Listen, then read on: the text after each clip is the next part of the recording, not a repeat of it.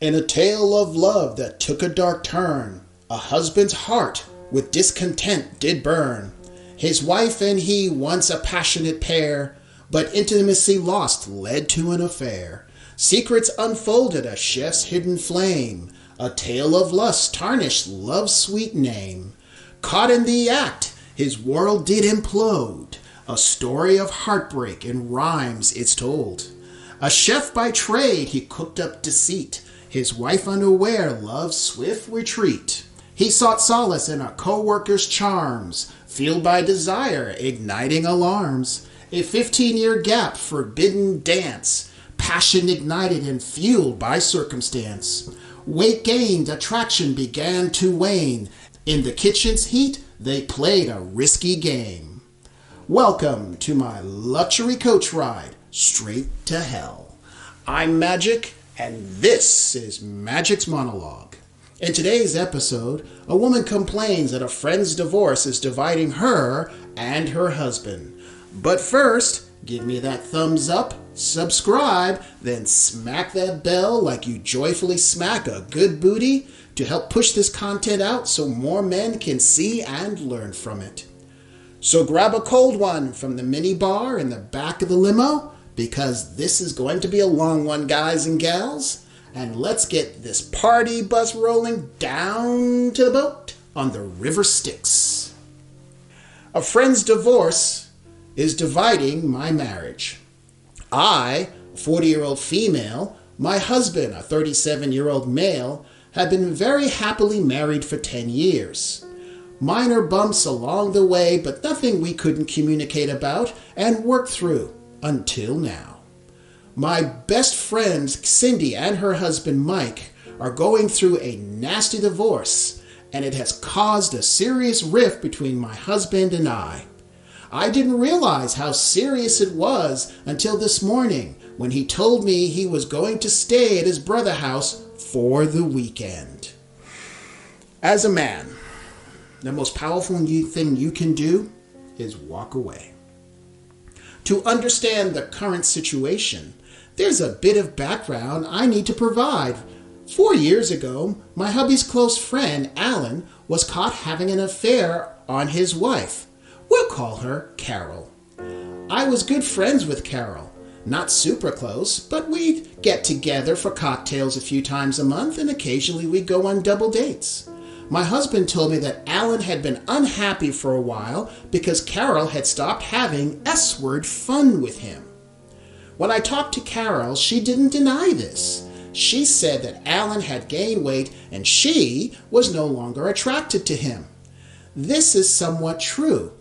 He is around 6 feet tall and weighed about 200 pounds to 250 over the course of the year.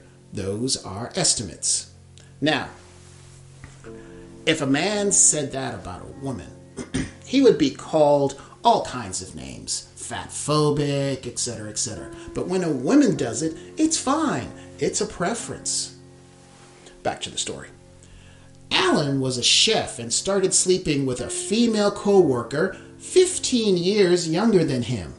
He was 35 and she was 20. The affair lasted for some time before they got caught at work. It all came out and he was fired and Carol left him. Okay, for the record, I don't condone what he did. If talking to her didn't help, if nothing changed after clearly stating his needs and having an honest adult conversation trying to work it out and even seeking medical intervention, and she refused, then end it. Move on. Women will never understand the moment they stopped being intimate with their husbands. They put the relationship at risk. It's just how men are biologically wired. She continues. Cheating hits very close to home for me. My father had an affair on my mother when I was young, and it ripped my family apart. Carol and Alan had 2 children, and the divorce hit them hard. I was there for her and the kids through it all. Divorce was ugly and costly. Suffice it to say, it would take Alan years to financially recover. Through the whole ordeal, my husband still talked to Alan and would occasionally loan him money. The money isn't a big issue, as my husband and I both work and have our own accounts. The issue was Alan just cheated on his wife and ruined their family. I didn't want my husband remaining friends with him. Alan started drinking and going down a dark path. He was trying to drag my husband down with him. I told my husband if he continues the friendship with Alan, then we would have problems. After some back and forth with me and basically putting my foot down, he agreed to basically cut Alan out. We didn't need influences or people like that in our life. Okay. Her request is reasonable. If the roles were reversed, I would have advised her husband to require the same thing on a conceptual level. Granted, most men are not influenced in the same way that women influence other women. You always have to be mindful of who your wife's friends are, and if they're divorced carousel riders, most likely will have problems down the road. Misery loves company, and women will sabotage other women's successful relationships. She continues, I should mention my husband says he didn't know about the affair, which I still question without proof. He didn't know I let it go. Not good. Alan was extremely upset when my husband told him they'd no longer be friends. They had grown up together. But I didn't want men like that in our life. Shortly after all this, we were reflecting on everything my husband said, something I never forgot. He said, one day, one of your friends will do something they will regret and need you.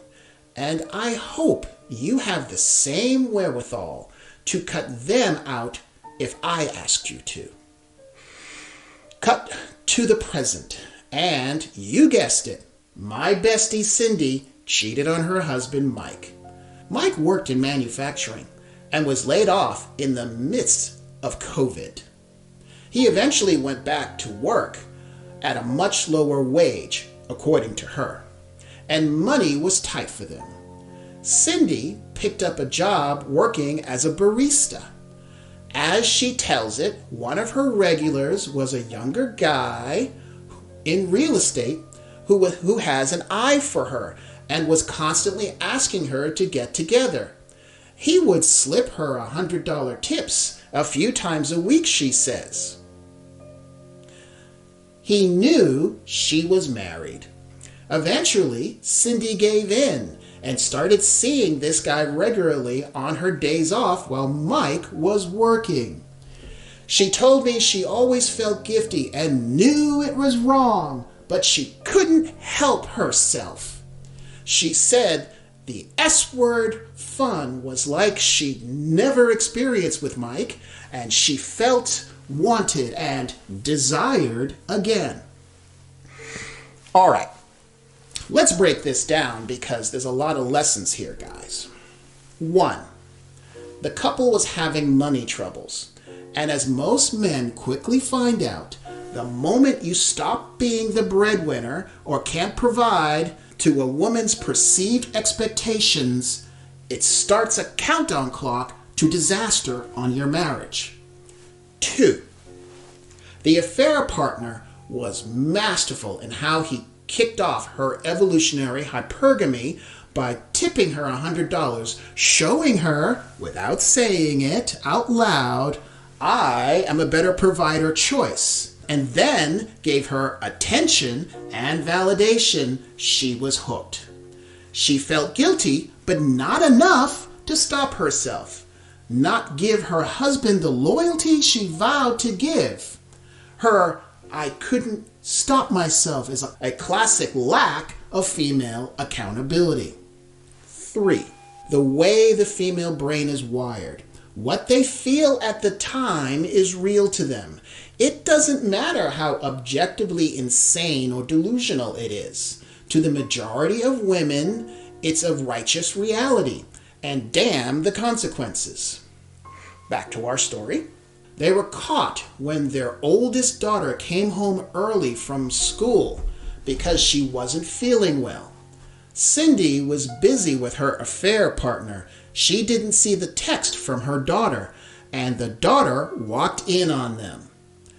The daughter told Mike. Mike was devastated, and they are getting a divorce. The family has basically ostracized Cindy and want nothing to do with her currently. And I and a few friends have been her support through everything. I need to say that I recognize what she did was terrible. However, my husband has pounced on this opportunity and is demanding that I cut contact with her completely, just like I did with him 4 years ago. He says, we don't need cheating, cradle robbing S words in our lives. I explained, this is different. All right, how many of you guys have heard that excuse? This is different. You don't understand. I can explain. I explained that this is different and that the issues between Mike and Cindy are more complicated, and she feels genuine remorse and wants her family back. Also, what his friend did years ago was creepy. He says he doesn't care about the issues or how she feels, and that he made a sacrifice for me years ago by cutting out one of his closest friends, and I need to do the same for him. I told him I wasn't going to do that, and that he was being petty and vengeful, and he knows the situations are completely different. Right. So, how many of you would understand when I say classic female hypocrisy? In the comments below, by the way, if women tend to be guilty of hypocrisy, what do guys that we men tend to be guilty of? This morning, he said he's heading to his brother's for the weekend. He said he feels betrayed, and I honestly don't see how he feels this way. I don't know what to do. I asked him not to go. I told him I loved him and we can talk this out. He responded, I'll see you Monday. I'm at a loss. As I said earlier, the most powerful thing a man can do sometimes is just walk away when it matters. Now, she goes on to justify herself in a couple of edits. I believe the situations were different because my friend is genuinely remorseful. She wants to reconcile. Alan did not. He acted as if he didn't care and showed little to no remorse. He regretted what he did, but not because he betrayed his wife, but because of its effect on his children and his relationship with them. All right. So, by her own words, she's assuming he didn't want to reconcile because he told her no such thing. She's saying because he acted, she did not say he told her. So this is an assumption and a justification on her part. She continues. This really didn't sit well with me. Alan started partying with a younger crowd from his work, doing drugs, not weed, drinking heavily, and just overall regressing as an adult, and I didn't want him dragging my husband into it. It's really hard to accept that someone you consider your best friend could do something so vile. I try to tune out the detail about her daughter catching them because it's so sad and heartbreaking. I've always thought she was such a good mother and model wife. I looked up to her even. What does that say about my judgment and character? Well, what does that say about your judgment? About your character? How you've handled this whole situation within your marriage? But I'll come back to that. Now that I've accepted what I have to do, I feel consumed with guilt. The thought of cutting Cindy out of my life hurts. I've been through a lot. Our families have vacationed together. I've confided in her and vice versa. It's scary to imagine just telling her, sorry, we're done, and knowing that's exactly what I made my husband do, realizing how he must have felt. It feels really defecation. He doesn't show a ton of emotion. He's very much a man's man, and had he told me he was feeling this way, I wouldn't have made him do it. I regret that a lot. Oh, that is complete bullcrap. He told you. You just didn't want to hear it. Next update. The responses are overwhelming. It's only been a few hours and strangers are telling me I'm a horrible person. You are a horrible person. When it came time for you to be accountable, you failed. However, divorce may be a bit extreme. My concern is, if you're delusionally hypocritical on this, or what will you be worse about tomorrow? Strangers are telling me I'm a horrible person and my husband should divorce me. I feel sick. I texted him a novel minutes ago telling him how sorry I was. I feel guilty. I feel stupid. I'm sorry about what I made him do years ago, and now I know how he felt. I told him I will cut Cindy out if that's what he really wants. What he really wants? Woman, he told you what he wants repeatedly.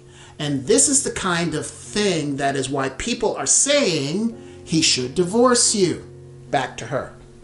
I told him to reconnect with Alan. I asked him to come home and talk to me before heading to his brother's. I'm waiting for him to respond. He's too good to me. He'll probably forgive me.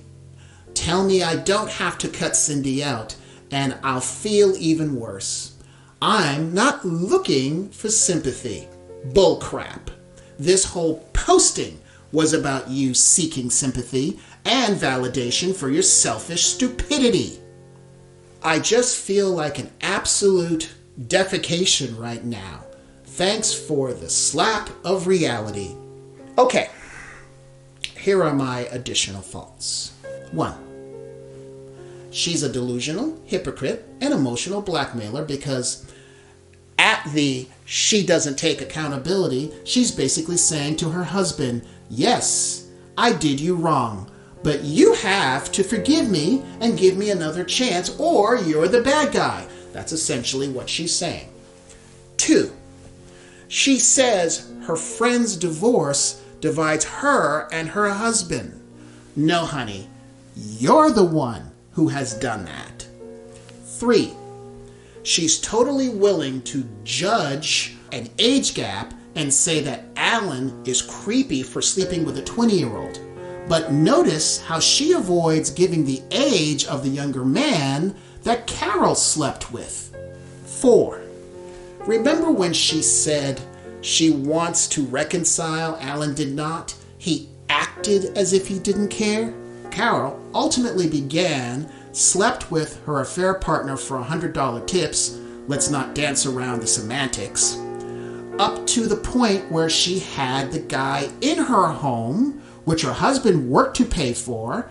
From the sound of it, Carol had a good marriage that she blew up.